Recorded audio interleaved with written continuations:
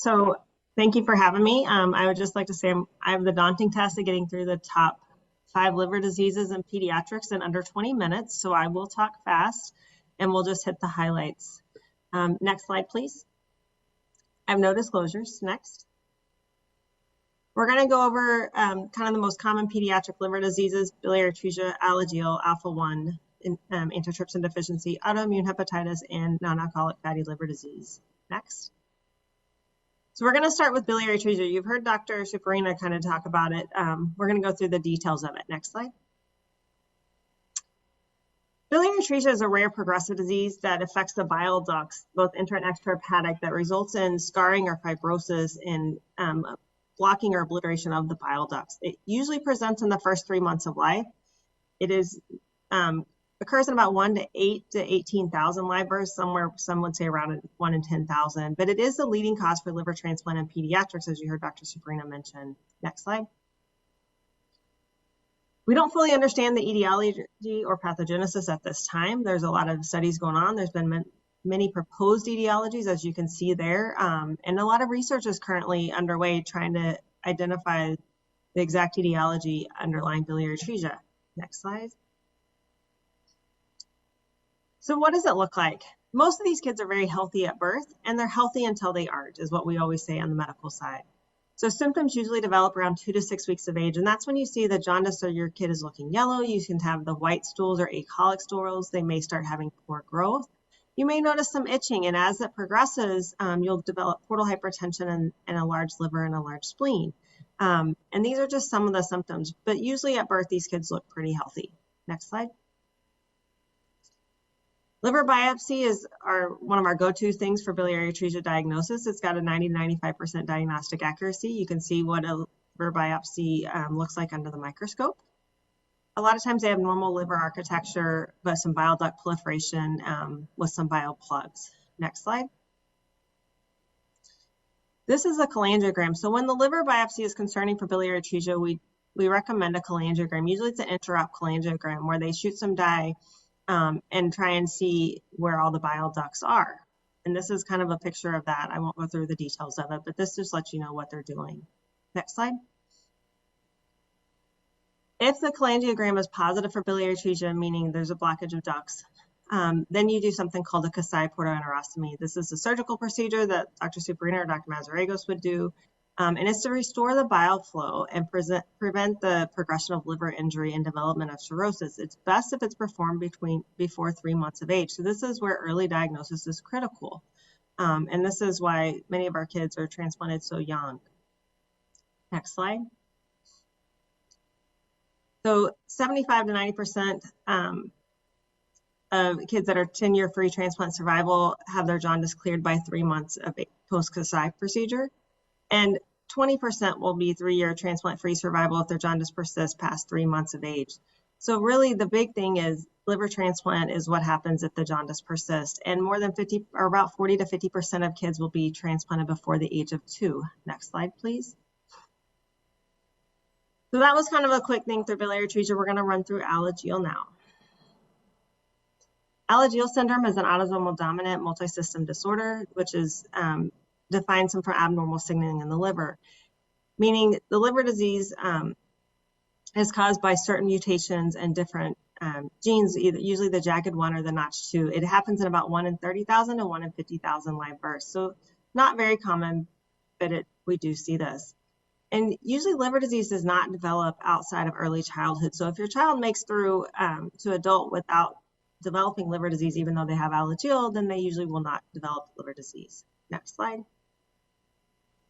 There's a lot of clinical manifestations for Alagille syndrome. You can see here they can have the yellow or jaundice. They can have itching.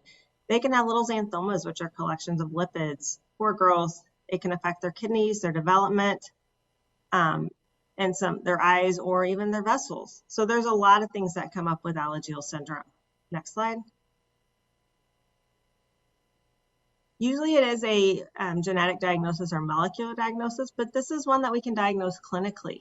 So if we have a biopsy that is missing some bile ducts, and then you can see here 3 of the 5 major clinical features: cholestasis, that's the jaundice, eye findings or characteristic facial features or cardiac defects or the skeletal anomalies like a butterfly vertebrae, then this one may be actually diagnosed clinically even if the genetics do not match it, although we are doing more research and finding more of the genetic mutations. Next slide. For Alagille syndrome, the most important thing we do is symptomatic management. The biggest hardest thing for us to treat is actually the itching or the pruritus. We don't really have great treatments up until now. There's now the ileal bile acid transport inhibitors. It's a whole new class of drugs that has just been approved this summer and fall. And so that is what we're using right now to treat the itching and having improved outcomes. They can get bad fat-soluble vitamin deficiency. So we do a lot of vitamin supplements and we're monitoring their growth. You can still see there that a quarter of them do go on to require liver transplant, and 1-year patient survival is about 80%. Next slide, please. So alpha-1 antitrypsin is another disease that we see and take care of. Next slide. This is another genetic disorder that results in reduced levels of alpha-1 antitrypsin. So alpha-1 antitrypsin is a protein that's made in the liver and excreted into the blood, and it is to protect the lungs from a certain enzyme that breaks down the lungs. It occurs in about 1 in 1,500 to 2,500 people. It's many different variants on the SERPINA1 gene, and this is where we say what is their pi typing or alpha-1 antitrypsin typing. We can be MM is the most common, and that's the one where you don't have any disease. But then there's a whole variation of the whole alphabet of different things where the worst disease is if you have a typing of ZZ. Next slide, please. So this one is caused by excessive amounts of alpha antitrypsin trapped in the liver cells of hepatocytes, which can cause ongoing and progressive inflammation or injury to the liver. So about 10% of infants born with this have severe disease and actually may have end-stage liver disease or cirrhosis and require a transplant early on in life. So another reason why a baby would maybe need a transplant. Next slide. Again, here's multiple clinical manifestations. As you're starting to see, many of these are very similar, where they have the poor growth. This group can also have the white stools or the jaundice, the large spleen, large liver, and the portal hypertension. So all of these are very similar in that they're all signs of worsening liver dysfunction. Next slide. So we normally do a blood test to determine the alpha-1 antitrypsin phenotype like we were talking about to see if it's MM or something else, but it can also be diagnosed on liver biopsy as you can see here. Next slide. There's no specific treatment for liver disease at this time. We are looking at gene therapy, and that's currently being studied. There's also some enzyme replacement therapy for the lung disease part. But liver transplant is the option at this time for severe progressive liver injury. Next slide. Now on to autoimmune hepatitis. This one's a little more common. So this is a global disease. Incidence is about 0.3 to 4 cases per 100,000 children. Females account for still 70% of the cases and 50% in less than 40 years of age. It is a common cause of chronic liver disease, and it accounts for, you can see there, almost 3 and even up to 6% of liver transplants in Europe and the US respectively. Next slide. There are genetic factors that are underlying autoimmune hepatitis where you can see with different antigen presenting. There's also triggering factors where it's infections and medications and different toxins. Next slide. Up to 45% of patients with autoimmune hepatitis are diagnosed with a concurrent immune-mediated illness such as celiac disease, thyroid disease, inflammatory bowel disease, or even PSC. Next slide. There's a lot of diseases associated with autoimmune hepatitis that happen outside of the liver, as we kind of briefly touched base with the celiac and the thyroid disease, but you can see there's a whole list that go along with it, and they're all related to the immune system. Next slide. So what are the manifestations and what do we see clinically with this? This is a little different than what we were previously talking about with the other 3 diseases, but these patients still can have fatigue. They can have the large liver and spleen. They can get more joint pain. They can also have fever, or they can be completely healthy and asymptomatic and not know about it for some time. Next slide. We have created some criteria to help us define autoimmune hepatitis, as you can see here. Next slide. So then when we come to treatment, what are our goals of treatment? We actually have treatments for autoimmune hepatitis, unlike some of the other diseases. But our big points are disease remission. We don't want relapse after treatment withdrawal, but it is likely. Treatment failure and incomplete response. And then also making sure we're monitoring for drug toxicity. We do have medications that treat these drugs, or excuse me, treat this disease, but they can have their own side effects. Next slide. Disease remission, that's our main goal. You want the symptoms to go away, you want the liver injury to resolve, and you want the labs to normalize. 65 or even up to 80% of patients within the first 18 months and 3 years of initiation will develop, initiation of treatment actually will develop disease remission. And 10-year survival is about 90%. Next slide. However, with all of that disease remission, we know that 50% will develop relapse at some point, and even up to 70%. So this is where we're constantly monitoring. Even if we can get pediatric patients off of medications for if they have disease remission, they may have to be restarted at some point later if they have relapse. Our mainstays for treatment at this point are steroids and immune modulations. So they are medications that we want to minimize as much as possible, but make sure we're treating the disease. Next slide. Unfortunately, there are times of treatment failure where patients can have worsening symptoms, worsening labs, progressive injury, and even more signs and symptoms of worsening liver failure. This is where a lot of times they are on the higher dose of immunosuppressive therapy and they can still develop this. At that time, next slide. Once treatment failure, really the long-term therapy becomes liver transplant, especially if they're in liver failure. And some patients will present in liver failure as their first thing. As we talked about, they can be completely asymptomatic. Next slide. Now on to non-alcoholic fatty liver disease. Next slide. This is a spectrum of disease ranging from just bland fat in the liver to where we actually have ongoing injury, fibrosis, and inflammation in the liver. Next slide. You can see here, this is 176 children looked at in the Pediatric Non-Alcoholic Fatty Liver Disease Clinical Research Network. And at the time of diagnosis, 30% of them had significant injury with significant scarring. And about 40% had definitive NASH, which is more the injury with inflammation and scarring. Next slide.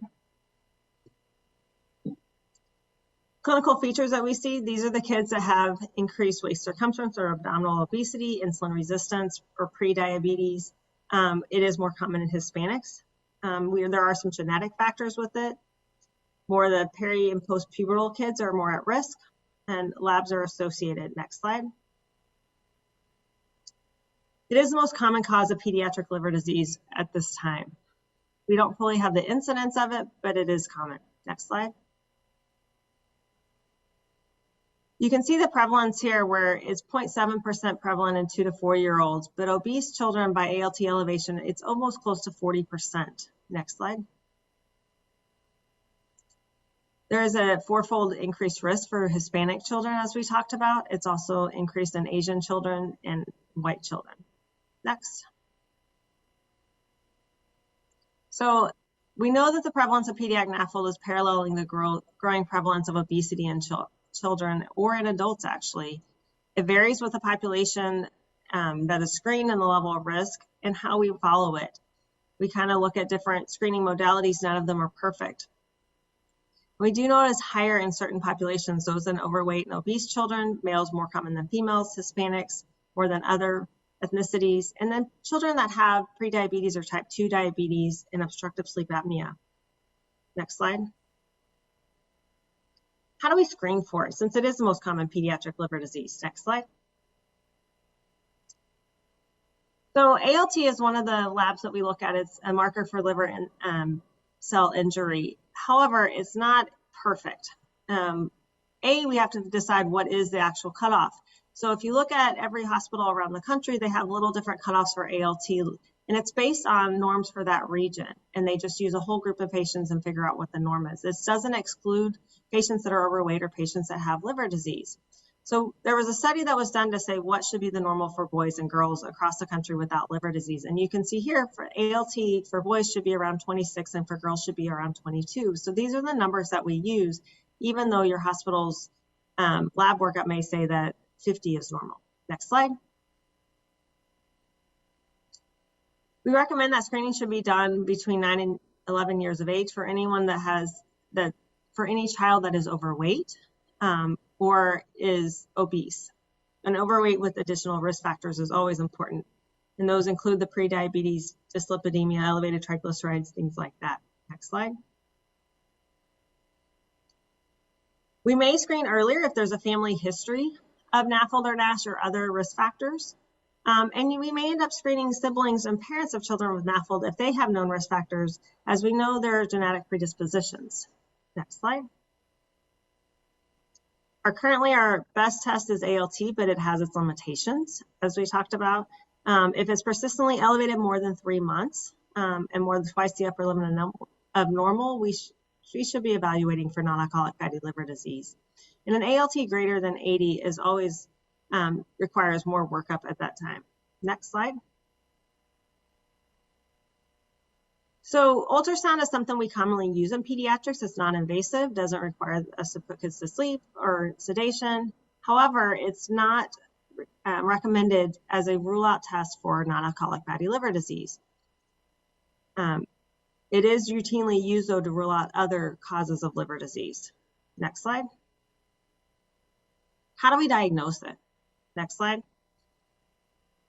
It is a diagnosis of exclusion. This is just a list of diseases that we like to rule out. If a kid presents with elevated liver enzymes, there's a whole host of diseases here that we go through and some other ones that aren't even on the list. Next slide. So it's kind of putting everything together. We're looking at those labs. We talked about how they're not perfect. We've done usually an ultrasound to rule out other things. And a lot of times we'll do a liver biopsy, as that are still our gold standard. Next slide. How do we treat it? Next slide. The goals of treatment. We want the NAFLD to regress or improve. We want to be resolution of the NASH, which is the inflammation part. Next slide. We also want to see a decrease in adiposity and improvement in the other things that are outside of the liver. So the triglycerides, we want those to improve, the blood pressure, the insulin resistance, or prediabetes. Next. So what are our potential treatment options? You can see up here that these are kind of things that most people are aware of, but lifestyle is our number one that we go after. Next slide. Lifestyle modifications to improve the diet and increase physical activity is our first line, and it's our first treatment in all children with NAFLD. Next slide.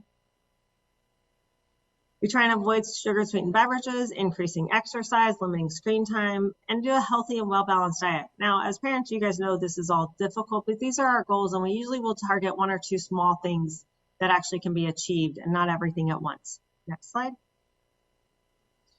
We don't currently have any medications available to treat NAFLD. There is a lot of studies ongoing, and hopefully some will be coming down the pipeline soon. And in certain select cases, we actually will look at bariatric surgery for those selected adolescents that have a really high BMI with non-cirrhotic fatty liver disease and not having any other comorbidities. Next slide. Thank you. I know that was a whirlwind trying to get through the top 5 liver diseases, and I'm available for questions during the Q&A.